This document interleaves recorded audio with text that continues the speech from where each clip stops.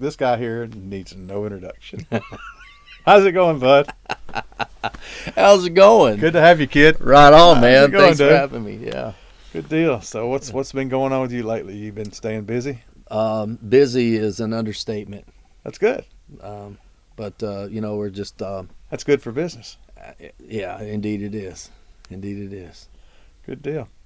Well, have you got any up and coming events that? Yeah, we've got quite a bit this year. Of course, you and I've spoke a few times about some NASCAR stuff. We had done some stuff last year with NASCAR, and we're looking at this year doing some more.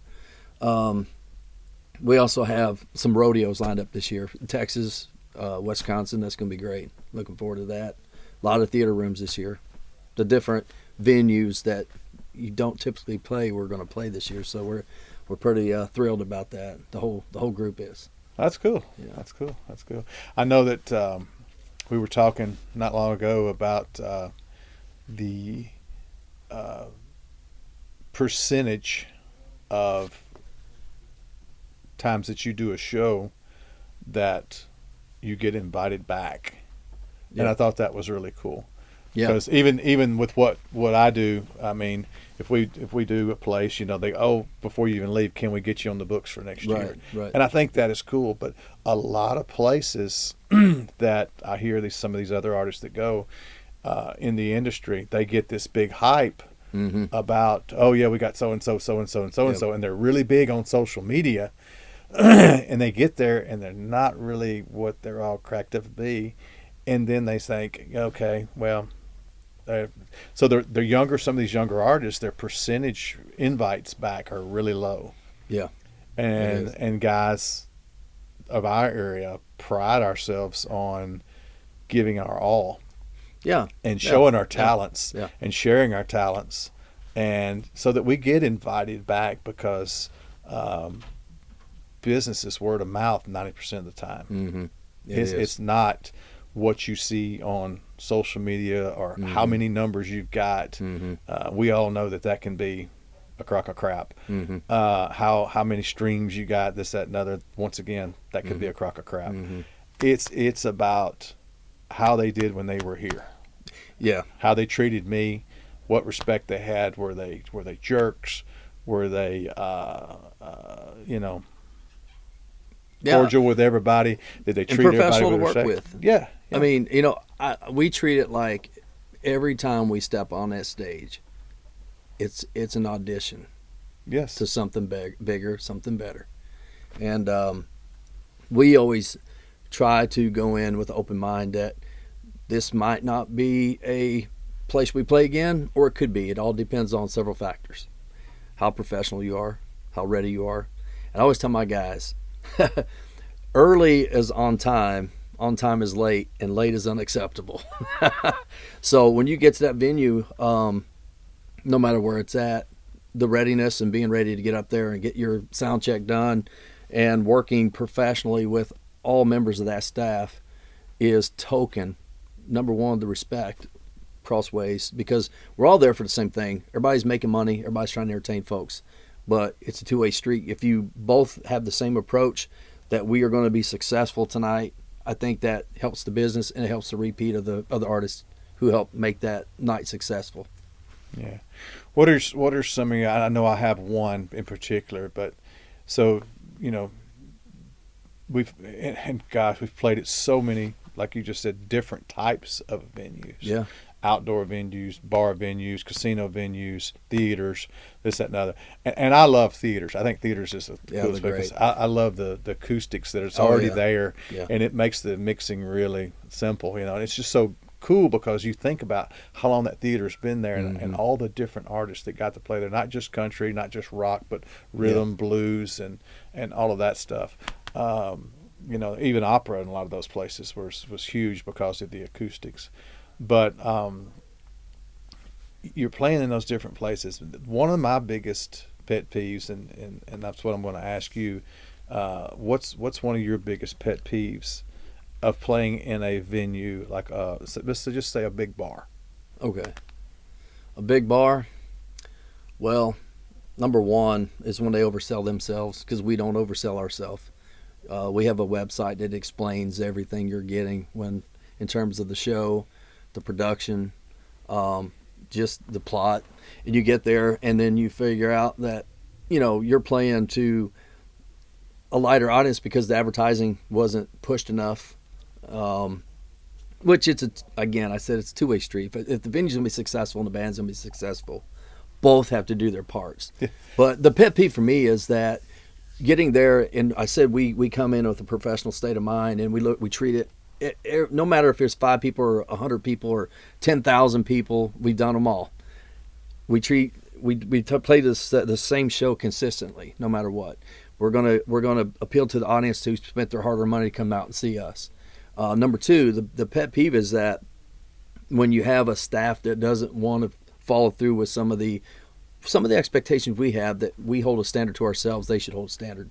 Have the quality of equipment that is supposed to be provided on backline. Oh yeah. How many times have you showed up and you're like, hey, we've got good quality, and yet, no offense, we still carry it with us regardless. We don't play on piano sticks.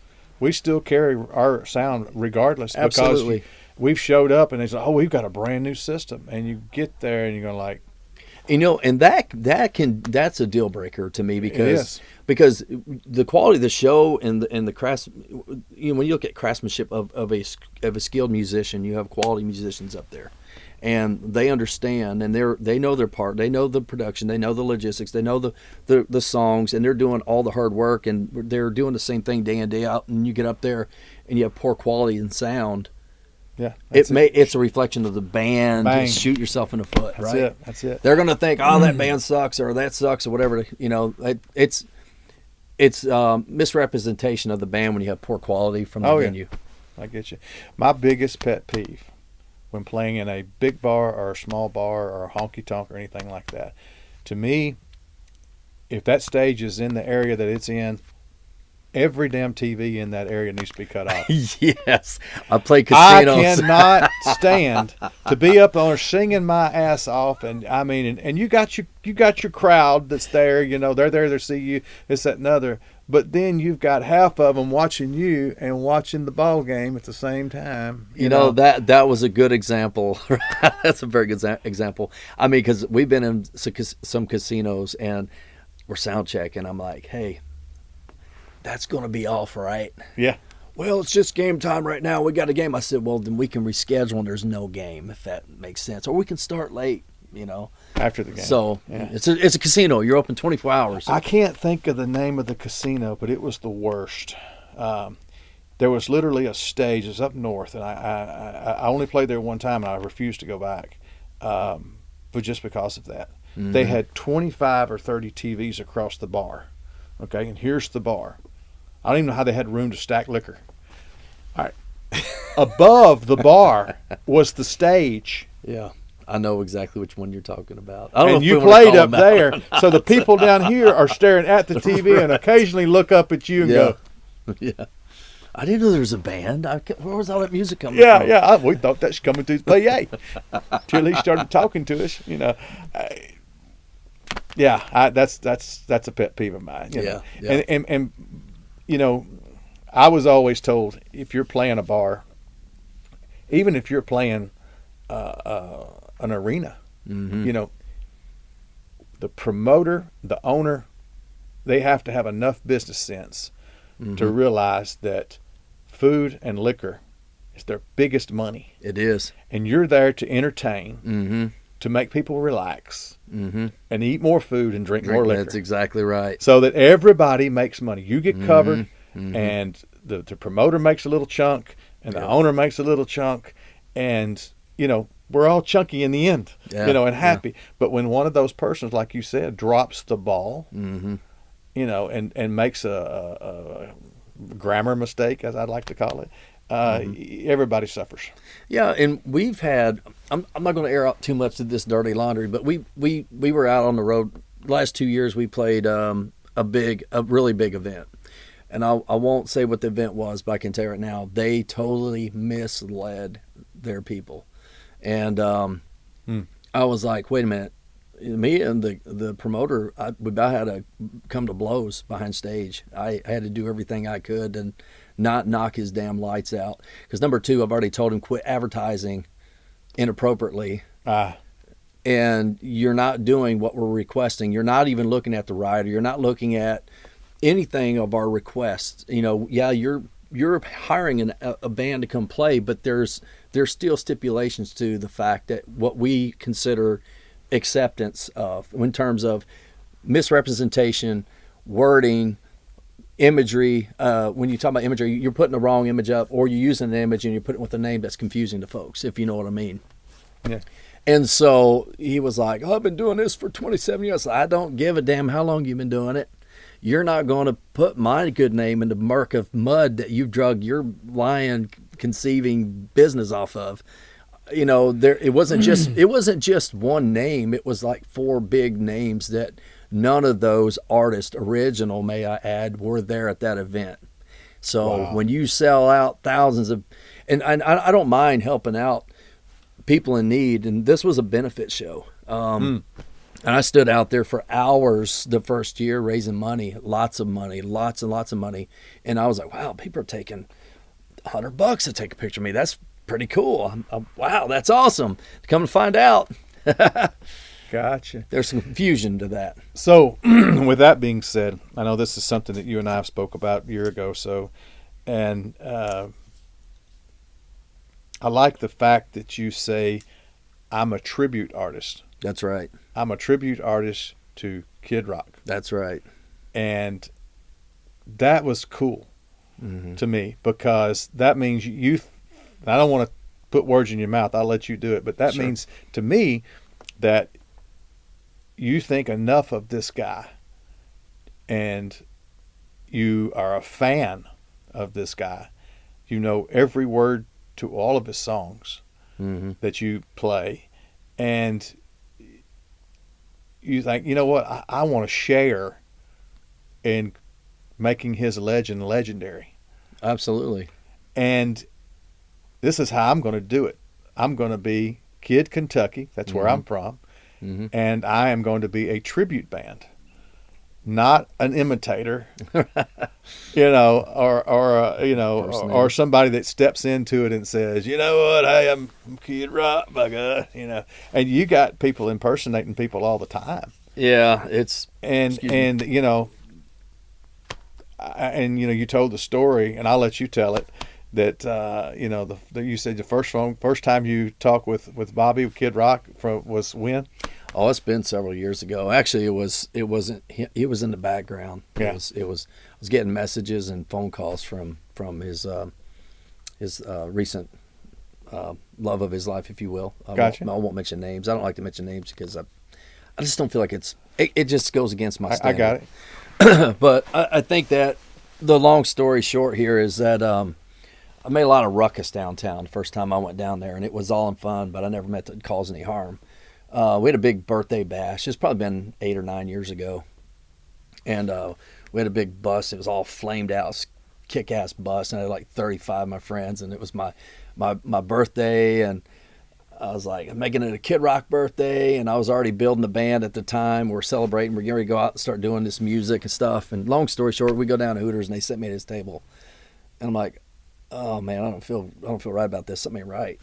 And I go over to the rail, and I see 2 Metro police officers downstairs, and I let nobody upstairs. I'm like, oh, Lord, they think I'm him. I'm like, oh, geez. I'm pacing back and forth. Everybody's like, what's wrong with you? Calm down. I'm like, I'm not. They don't know what's going on. But inside my head, all this craziness is going on. I'm like, I feel like I got to get out of here. This is not right. I felt so guilty and felt wrong. So I go down to the bus, hang out down there for a little bit. All the crew's still up there eating, and I was like, I threw my credit card down. I was like, I'll pay for everybody's stuff. I'm going down. I don't want to be here. I go out to the bus. Bus driver sitting down there. He's like, what's going on? I said, well, I just feel like I need to come down here and get some air. Let's put it that way. Well, this homeless guy comes walking by, and we had this big guy with us, and he was supposed to be our security. Right. And the security guy thought I was really Bob because the bus driver's buddy owns the bus. Let him believe he was doing security for Kid Rock. I didn't know he lied to him, and he didn't know I wasn't him. So the whole time, we're not knowing what the difference, right? So this homeless guy walks by. He's like, "Is that Kid Rock?" And then Lauren's like, "Yeah, it is." And he's like, "Well, if I had a gun, I'd shoot him." He's like, "What?" So he grabbed me up and threw me on the bus. And then the owner of the bus that was down there with us knocked the dude out. Oh, nice. And I'm like, I'm trying to get off the bus. I'm like, okay, what's going on here? Two Metro come from all over the place. I mean, this is, I don't know where they were at. It's like they were watching. I don't know. They come all, well, there were two inside anyway, but they didn't come out. There's probably, I don't know, seven, 8 Metro come over. And they're doing this investigation, and they come over to me, and they got Mr. Rock. And I'm like, oh, Lord. He's like, would you like to press charges on this man? I said, no, send him to a homeless shelter, please. And I turned and walked off. And I didn't want. I felt like, okay, let's go do some karaoke. Let's clear the night and let's go back to Bowling Green. We go do some karaoke. Well, I had this blue shirt on, this button-up shirt, and UK had just. We were talking about ball games earlier. UK was just winning this national title, and Big Blue Network shares. Kid Rock, Big Blue fan, hangs out at Lonnie's downtown, does karaoke with fans. I got up there to karaoke with these two girls. We did all summer long because when I walked in, they were playing a song and everybody looks over at me. I'm like, okay, I'll go have some fun. We'll sing along. And I told them I wasn't him. I told everybody in the bar. I even told the bar owner, not him. That's what triggered the whole deal where Bob found out about me. And I'm trying to explain, and it was hard to explain how this was innocently done and how it was misconstrued. And I've said this many times. You've heard me talk about this. People will take pictures with me, and they will lie like a lying dog and say they met Bob because they will probably never get to meet him. Hell, I've been probably the biggest fan around. I've only met him one time, and that was just by a friend and default down at the Honky Tonk. So anyway, long story short, that's how that all stemmed up. But I've been a fan for probably 20 plus years, man. It's I used to get told I looked like him when I was younger, a lot younger. Imagine that. I look like him now.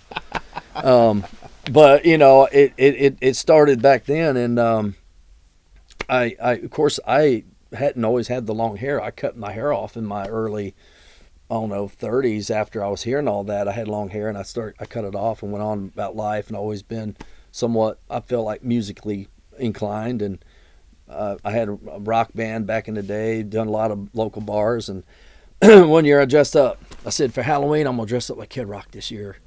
So I go get all decked out. I won 5 freaking Halloween costume contests that night. I wasn't even entered. I was like, hey, I made some money here. I was like, hey. So I had this epiphany. I said, you know what? I wonder if I should start a tribute band. Because I don't like the whole impersonation thing. I never have liked it. I hate it. I'm me. When I'm on stage, I'm playing the part. I've always wanted to be a rock star, like a lot of people do. And if you're able to go out and perform and play the part, go out and do it. If you're inspired by that musician some way, like I've been inspired by Bob, it's like I'm gonna go out and play his music because I grew up on it. And when I put the band together, I was like, man, I already know all the lyrics. You guys learn the parts. You know, we just sat there, and trying to find a band was tough too, because I'm like, I ain't joined no damn Kid Rock tribute. I don't even like the real Kid Rock. I'm like, all right, bye. See ya. All right, next. Yeah. You know what you're signing up for, you know. But you know, long story short, man, we're like 8 years into this, and we have toured all over the country, and we're very blessed, very fortunate. I think Kid Rock for paving the way for that. I think he's done a lot for a lot of musicians around Nashville. I think that, you know, I know he produces for some folks. He's worked off some you know, other folks with their music and twisted it into his own, made it his own. He's done a lot. He's very talented. You know, people don't know it. I can play a lot of instruments too. I don't do it on stage. I don't play it like he does, but I can play bass. I can play guitar. I can play drums. I can play a little piano. I've got some turntables we're going to add to the show. I'm going to do a little bit of scratching to kind of bring it up a little bit more, in terms of what a tribute should be doing on stage. Yeah, I wasn't a big Kid Rock fan growing up. I think he came along when I was being a dad, and I didn't get out and run around and do a lot of things. And I was 9 to 5 pop, and then soccer and I was that guy too, man. That's why I remember I told you I cut my hair, and I've got 3 kids and I've got grandkids now, and my kids, they were always supportive because I raced cars when I got out of music for a while, and I was like, I did really good at that, and I just got away from that because it was a lot of money and it was dangerous. Music always been my passion, but like you said, I knew the music, and in '98 is when I remember hearing the first time I heard Cowboy, and then I heard Ball with the Ball, and then Only God Knows Why, and those songs always stuck with me over the years. And then when I went to the concerts and I saw his concert, I was like, wow, that's incredible. His concerts, I don't know if you've ever been to his concert or not, but damn, he puts one hell of a show on. I mean, really, the production in the last 2 years has been incredible with what they're doing with it's just incredible. You just got to see it. But I saw an interview one night after dinner, and I had just put my son to bed, and I saw it, and they said, yeah, we're going to interview so and so and so and so, and then to wrap up the interview for the night, it's going to be Kid Rock, and I think it was 60 minutes. Oh yeah, if I'm correct, and so I sit up and watched it, and I was like, all right, I want to see who this guy is, and they were up north in his home, and he was talking about being a dad, and being a rock star, on top of that, and it caught my interest because I had just walked away from music to be a dad. Yeah. And I didn't think there's no way you can do both, And so I kept watching it. And one of the things that helped me the most was he started talking about his son's education and how it's so different for when he went to school, how it is, then, because, I didn't have any of the stuff. I had general math, and he was making the same statement. We had general math 1, 2, 3, and 4, graduate, Now they've got algebra, they've got, they got all kinds of crap. And he said, one of the things that I couldn't teach him was that stuff. He said, let them know that you at least care. And he said, and the way I do that is, hey, you got your homework? No? Well, sit down here and let's talk about it. He said, even if it's Spanish to you and you don't understand a word he's saying, take the time to listen. He said, bottom line, take the time because your children are your future. He said, that's not just a cliche. He said, that's a promise. And exactly. He said, if you're going to be judged not by how many songs that you sing, how many number ones you had, how many fancy cars you owned, how big a house that you have. You're going to be judged by your children, how they turned out. Yeah. And I had never in my life thought that's the most truest statement I ever heard. It is. And that's when I became a Kid Rock fan. Oh, not from this artistry standpoint. From that standpoint. Yeah. And then, we were talking earlier about going to up north and playing casinos and stuff. Well, I did that for about 3 years until I just couldn't do it no more. It was so dadgum cold in the wintertime and driving through snow in a tour bus. Man, it was scary. Even though those guys do great work on those roads up there, it can snow 8 inches, and buddy, you get out to go to work the next morning or drive the bus next morning, the road's clear. And they got it going on up north. But I always kind of make a comment that I was the last guy, one of the last few to get to talk to Prince. Never met Prince in my life, knew who he was. I was a fan of Prince music because that was back when I was younger, and I think, everything was, Purple Rain and all that stuff was really, I loved that song. Loved the style of music, loved the fact that he also could play multiple instruments. And was a multi-talented producer on top of that. Did his own thing, did his own music, wrote his own songs, played over half of the instruments Yeah. in everything that he did. Yeah. So we're pulling in, and I just come out of South Florida, 80-degree weather, driving into Teens, and my sinuses were just raked. And we were opening for Colin Ray, Aaron Tippin, and Sammy Kershaw that night. Oh, at this what a casino. combination, man. Yeah, You they, fit and, right and in they that still group. they still travel together. It's Yeah. called something. I forgot what it's called, but they're still doing that same thing. They book that every year multiple times, and we were opening for them. And I was sitting like this right here, from coming from, my nose was so stopped up, my face was swollen, and back then you had to get Sudafed with your driver's license, or you had to have a prescription or whatever. And so I was all stuffed up, and we saw a Walgreens, and so we pulled into Walgreens, and I got off the bus and I ran into Walgreens, and sitting there talking to the guy behind the counter, we had to give him my driver's license and this, that, and other. And I noticed this black SUV pulled up, full-size SUV, when I was walking across Barnum, but I paid no attention to it. So I had to wait. I think they had to do like this little driver's license run because it was a Tennessee driver's license, and we were in Minnesota, I think it was. And I turned around to stand there. Well, there was Prince. He had a big old long, all the way to the ground peacoat. Well, I didn't realize it was him at first, and then he said something to me. He said, "Is that your bus out there?" I was like, "Yeah." And he said, "That's a cool bus. I like that." The Eagle? No, I was in a Prevost that I had. Oh, okay. That I actually had bought from Diamond Rio. Oh, okay, yeah. And we didn't paint it. We sanded it all down and wrapped it. And it was Nice. It was. I called it the cigar box. It had stripes and stuff going all over it. But anyway, he said, "That's a cool bus. I like that bus." And he asked me where we were going, and I told him where we were headed. And he said, "Oh, I love that place." And it still didn't register that it was Prince. It was just a little guy in a pea coat that went all the way to the ground. And he had it wrapped up, and he had a scarf around his neck, and all you could see was this.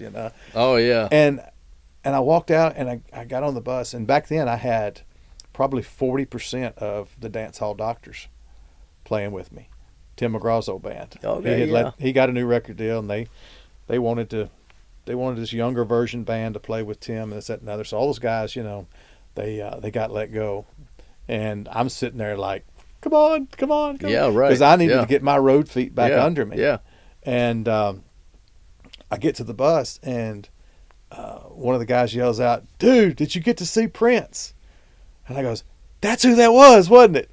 They said, "Yeah." And I said, "Yeah, I just sit there and had a conversation with him at the damn thing." So then it was like a month or so later, he died. Oh, man.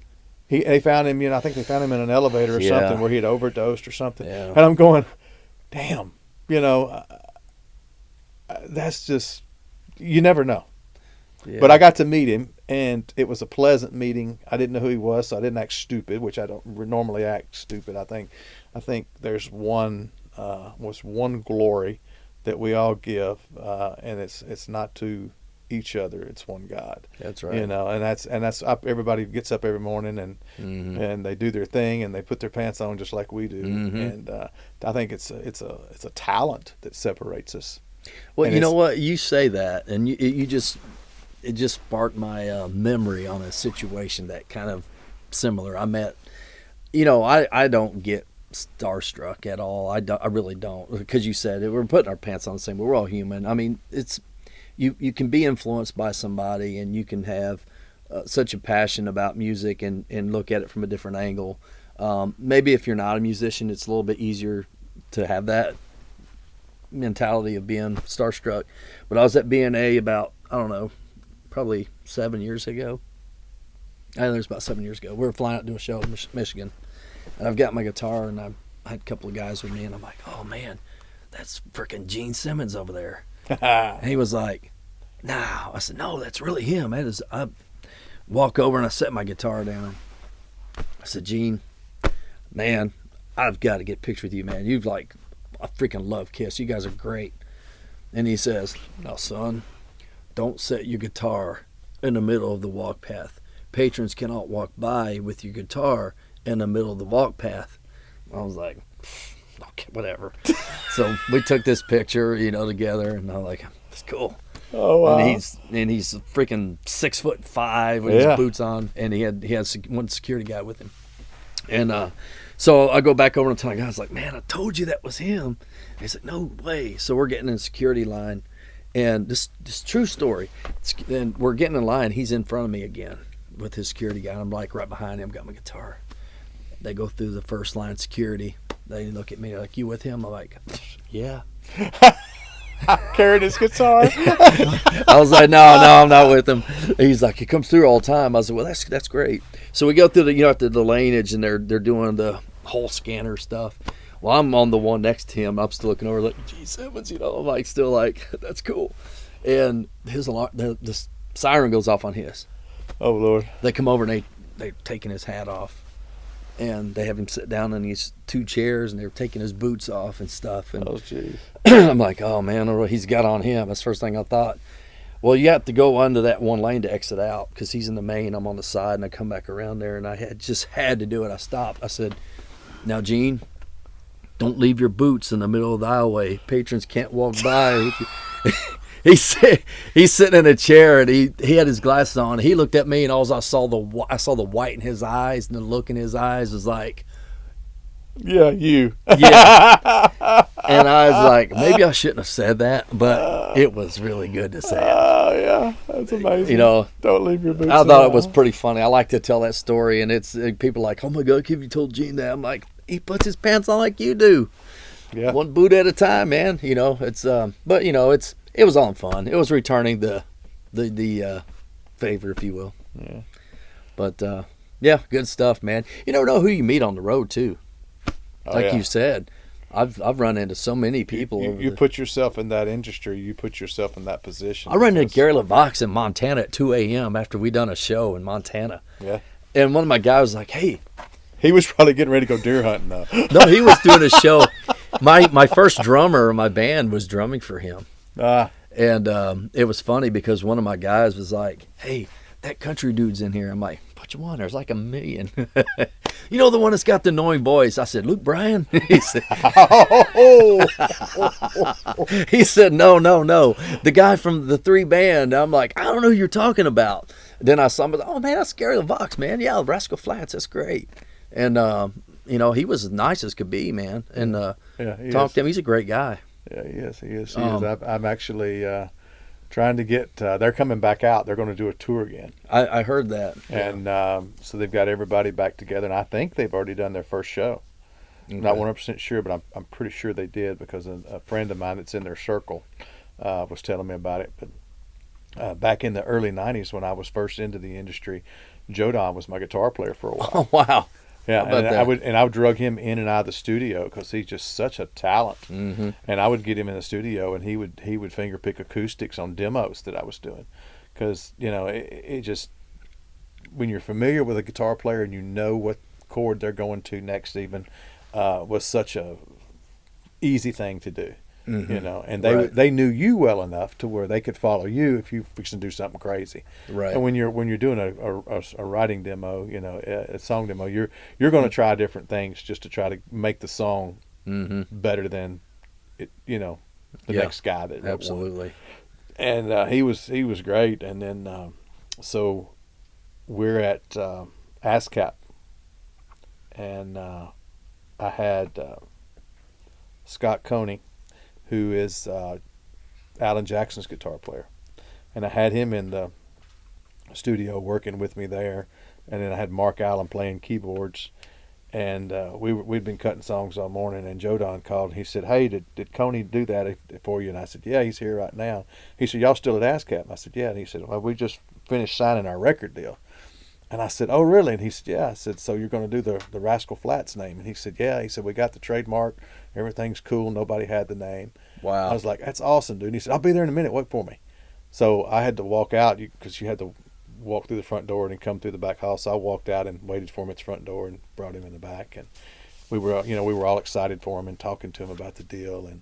And if I'm not mistaken, I think it was that Disney DreamWorks. I think that's who signed them first. Oh, for the The with Cars first thing. record deal. Life, Yeah. Life as a Highway Yeah. remake. And I don't know if it was that. I think it was seemed like DreamWorks was their Oh, it's Pixar.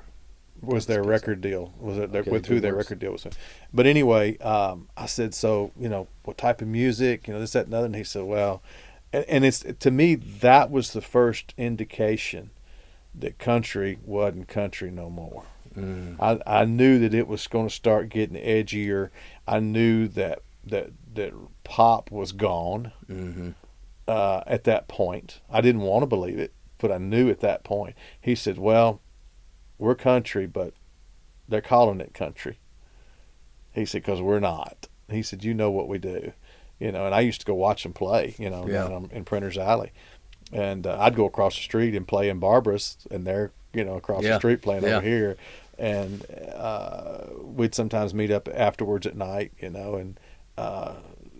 go to the Waffle House or whatever, That's our favorite on the road. Every night after a show. Yeah, I tell everybody, I say, Yeah. you know what? If y'all are feeling really good and you're feeling really healthy, I can fix that. Stop at the next Waffle House. Right.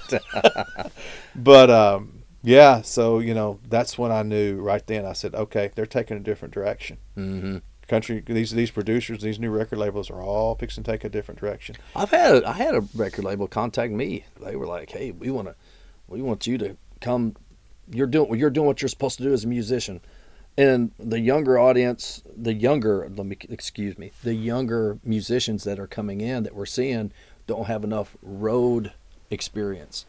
We want you to come in, be a headliner. We want to change your name.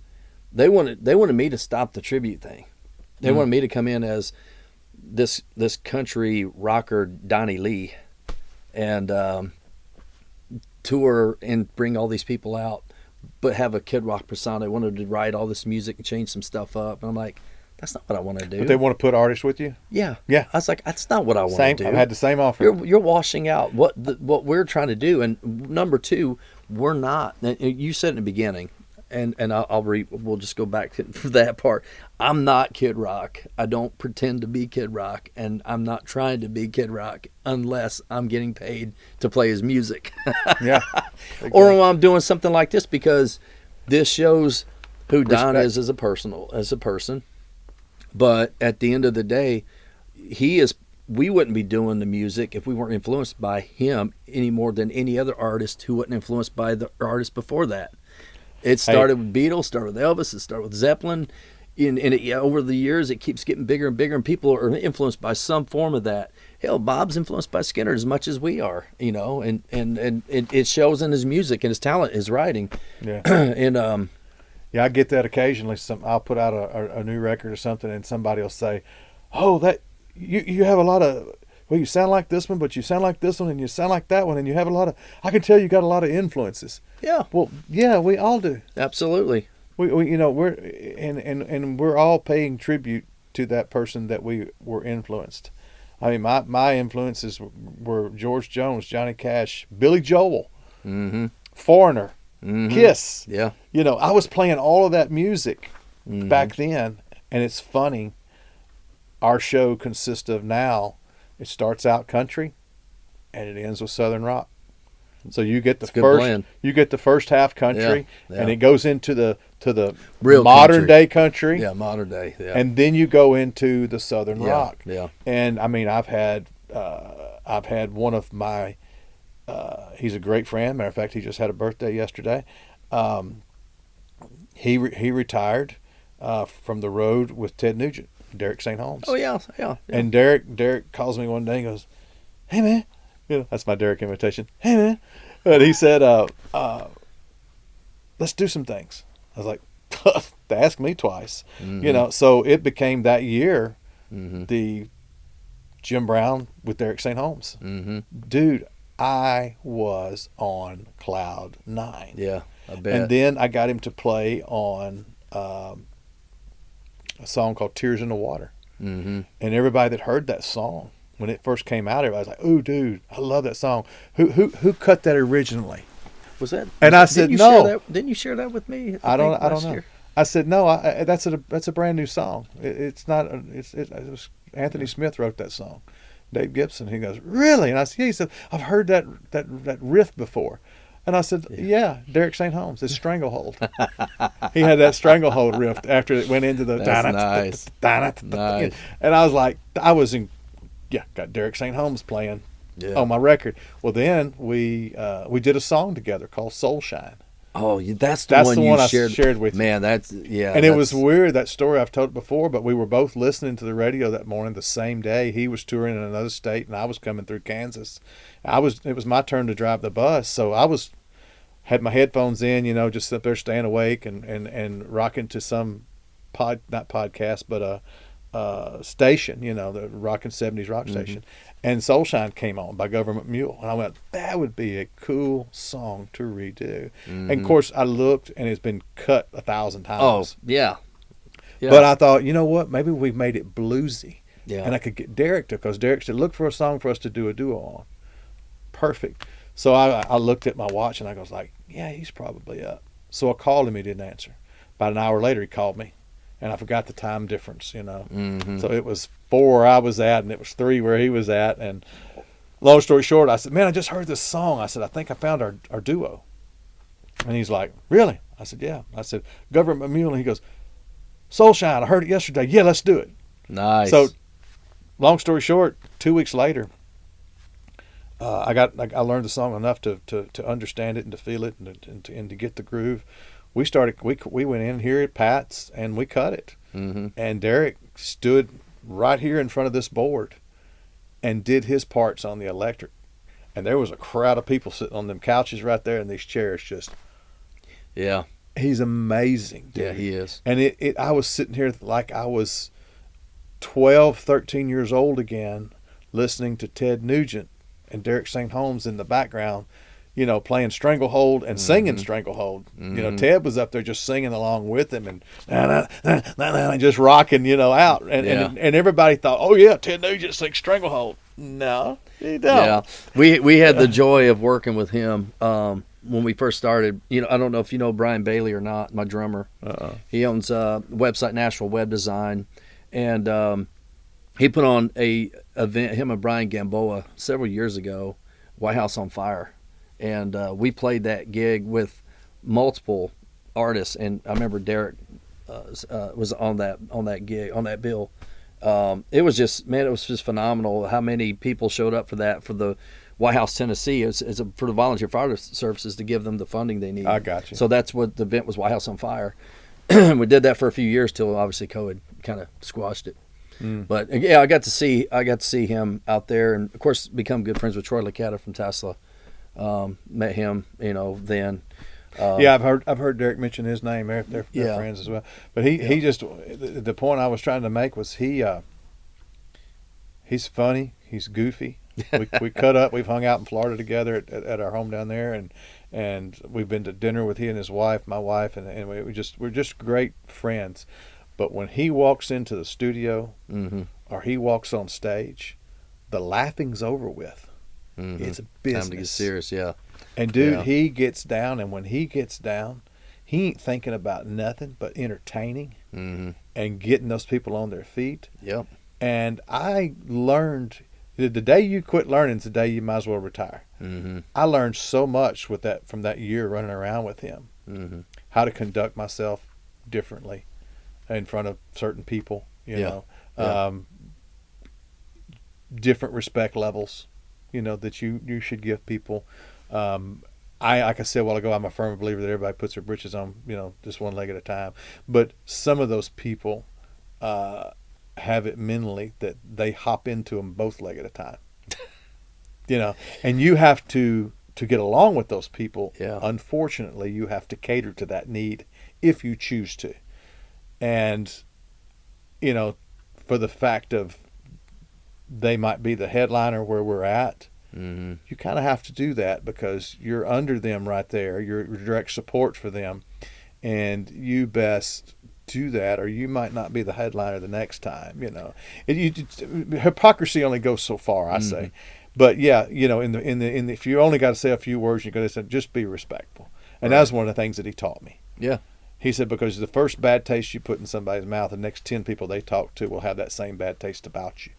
Yeah, that's a true statement there, man. I believe in that 100%. It's like we said at the beginning of this podcast, is about how you present yourself in a professional manner, because, like you said, word of mouth travels. I mean, our website is great, kitkentucky.com, in case you didn't know. But, one is having a professional mindset, the website, but being able to carry yourself outside of social media as a person, carry yourself respectfully, because we never put ourselves up here above people. We put our expectations up here, but we never put ourselves above anybody. That's right. You know what I mean? That's cool. And that's how it should be. And that's how we treat it every time. I mean, I have what I call coaching moments with my guys. It's not that I'm trying to be daddy, and I'm not trying to talk them down like I do my kids, and I don't do that. Well, they don't listen anyway. But when I talk to them, I'm like, guys, remember, I said it before. This is an audition to either come back or something. You don't know who's in the audience. You never know who's in the audience watching. That is a true statement. I mean, and the more popular you get in terms of a tribute artist, a band, the more people, the curiosity is risen, and you want to be as on your mark every time you go out. You want to be professional every time you go out. You want to do, achieve the highest standard you can at all costs when you get out there, no matter how big the gig is, how much they pay. Treat it the same as terms of quality, and that's the persona, that's the perception that we want to give. That's the expectation we want to give. We did that. Reminds me of a show we did one time. It was a mistake that I'll never let another promoter make, but we were going to do a Halloween show, and it was at a place in Fort Myers that we'd played several times and done really well at, and they booked us for Halloween, and we were getting paid the same amount of money regardless, but and they had, okay, we're going to give away $1,000 for the best costume, $500 for a female, $500 for a male. So that was their bring into invite. Right. Yeah. We had just got through finishing a show with in Sarasota, and we drove down to Fort Myers to do this place the next night on a Saturday night, Friday night show there. I'm looking out. It was an arena show, it's a baseball stadium. Yeah. I'm looking out. There's 30,000 people. Oh wow. And it was a high. I'm gonna be honest with you. I don't do drugs. I drink occasionally, very rare, and but that's the high for me. That's my addiction. Well, it's an that's adrenaline. the monster. Yeah. We do this show the next night, even though they promoted it as you chance to win $1,000, male and female. If you couple together, y'all walk away with $1,000. If not, whatever. And that's all I heard all over the radio that day before, because they were broadcasting up into that area. We got in there, dude. It was crickets. Our show kicked off at 9:00. There was a band in front of us. And I mean, crickets compared. I'm thinking, okay, 300-400 people. Yeah, that'd be cool. Get in there. Maybe 100. And all these people were sitting way back here because they didn't buy the tickets to be up front. Right. So, I thought, all right, that's fine. I've played for crowds this 100 people, it's 100 people. So, first thing I did when I walked out on stage is I introduced myself. The band's playing. I'm going, hold up, guys. I said, we got to do this. We got to do it right. I said, y'all come here to listen to some good old country music. I said, look, I can't hear y'all way back yonder. Everybody bring their seats forward if you can. Bring your bar stools forward if you can. And y'all just eat all these seats up here. And that way we can have a good little old intimate concert together. And every single one of those people that night made up the difference. We ran out of T-shirts. Wow. We almost ran out of CDs. We did run out of some because we had like 8 different products. They showed the love back. One guy's up there, I'm gonna spend $300. What can I get for $300 exactly? And I mean, we did pictures all night long. We autographed T-shirts and hats and coffee mugs and all the stuff that we have. Yeah. JimBrownMusic.com. There you go. And they made up the difference. And to me, I was taught that. Mm-hmm. I saw that by another artist one night, and I was there, and I was like, dude, it's crickets tonight. He said, I don't give a shit. He said, I'll make it up. Yeah. I'll make it up. You watch. And I saw what he did. Mm-hmm. And I thought, yeah, that's, if you, don't ever limit yourself to your learning. Mm-hmm. Listen, because you can still learn right up to the day that you don't want to learn. Well, more. to your point, it's to me, I like to play the bigger rooms, the bigger audience. It's an adrenaline rush. But I also get the same, fix, if you will, because it's music. You're passionate about music, performing, entertaining folks. And, for me, it's, I've been in those same predicaments, but I tell my guys, if you're just showing up to play for money, to me, I'm speaking for myself. The money's good, but we're not in it for the right reason if that's what we're doing. You gotta be passionate about the music. So what I'm taking from you is the same thing I would have done. Stopped, engage with your audience to bring them in, because I could sit there and play all night long to just air in the room and still get paid. I would do it, but that's not who I am. I'm going to stop. That's what I was really seeing. Because you got the big bright lights the wash, and all the haze is up here already, and I was going, you pull I see the three of you, like, I think I see two people. There's a bartender over there, Yeah. And that's something I learned from another artist. Yeah. And I thought, you know what? Here's my chance to flex my learning a little bit. Mm-hmm. Yep. Well, dude, at the end of our show, we normally ask everyone, what's the wildest story that you've ever seen or heard? But I think you've already covered that. Your trip to I've Hooters. got one real good one. Do you? Yeah. All right, let's hear it. I don't know if I should tell it or not, but go in a little more detail what you're wanting out of a wild story. Just a wild story that either it's true, or you think it might be true, or you've heard it so many times that there's a large possibility it could be true. I was going to tell a wild story that is truth that happened on the road, and I'm not so sure if I never take drinks from people I don't know.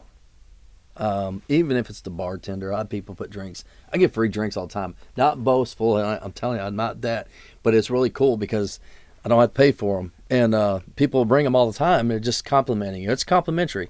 I'll put them aside.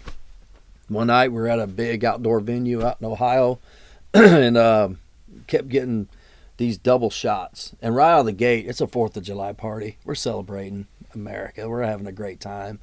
We're born free. We've got a 2-hour set. I'm getting these double shots all night long. Mm. By the time we got done, we were ending ball with the ball. And I was doing everything I could to stay on my feet. And I passed out in the green room. And they were wanting the security's like, hey, they've got a crowd wanting you to come up front and meet some people for this meet and greet. So I'm like staggering over there, trying to be I'm trying to be professional. I'm trying to do my part. I'm trying to be there for the people paid to come see a show and not give this, bad vibe, if you will, that how he's a drunk. He doesn't take it seriously, blah, blah, blah. And I'm standing there and I'm talking about 25 people, and lady is selling my shirt. She's like, hey, I've got some cash for you. I was like, keep it. I'll get it from you later. And I told my guitarist, I said, we need to go. Take me back to the green room. Well, I ended up just lost it, man. I never throw them. I'm like, ugh. And so the guy was like, hey, we need to take you out of here before bad things happen. I'm like, and that's all I remember. They took me out. I'm outside and I'm on the bus. I'm sick. Blacked out. And they got pictures of me on this freaking luggage cart at the hotel pushing me in, and they throw me on this hotel bed, and they're putting my arm back so I don't upchuck and die on my own vomit, and they're rolling me over and stuff. And I wake up 2 hours later, my arm is numb. I thought I lost my arm. I'm like, what the hell? And I'm like still kind of half out of it. I go downstairs. It's like 6 a.m. They're all having breakfast, and they're like, damn, dude, you don't look good. I'm like, I don't feel good. I got this blueberry biscuit. I took one bite of it, and I took off and out the door, kicked that damn door open, up Chuck again. And I see Brian standing there just shaking his head. We go back to the venue. We're loading up, getting all of our stuff out of there because we just left everything. And we're getting everything loaded up the next day. But long story short, man, I really believe I may have, I don't know. They said maybe it was alcohol poison, but I think somebody may have put something in my drink. I don't know. The wild story is that's why I don't take drinks because I don't ever get sick. I think it was mixed with something.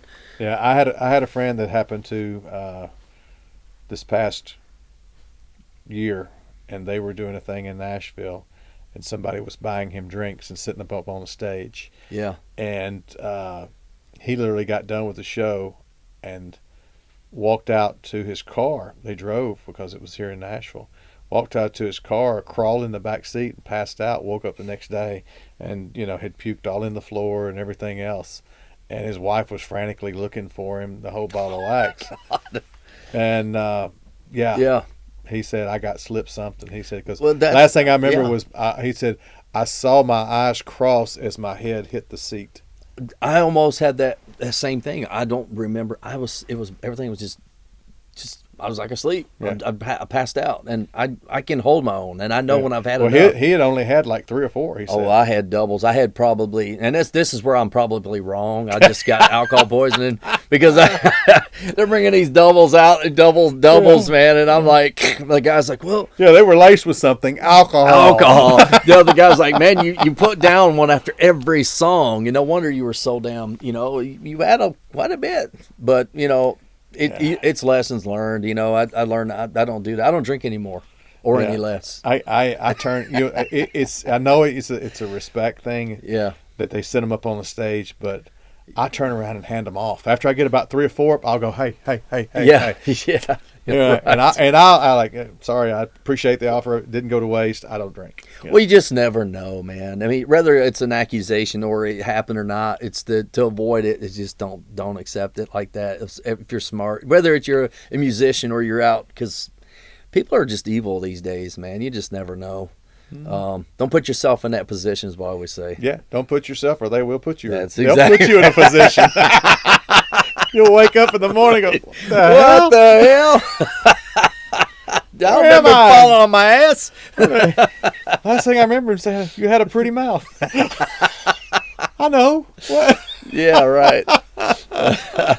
Man, it's a pleasure. Right on, Gio. Great. You too, Great bud. to meet you. You too, man.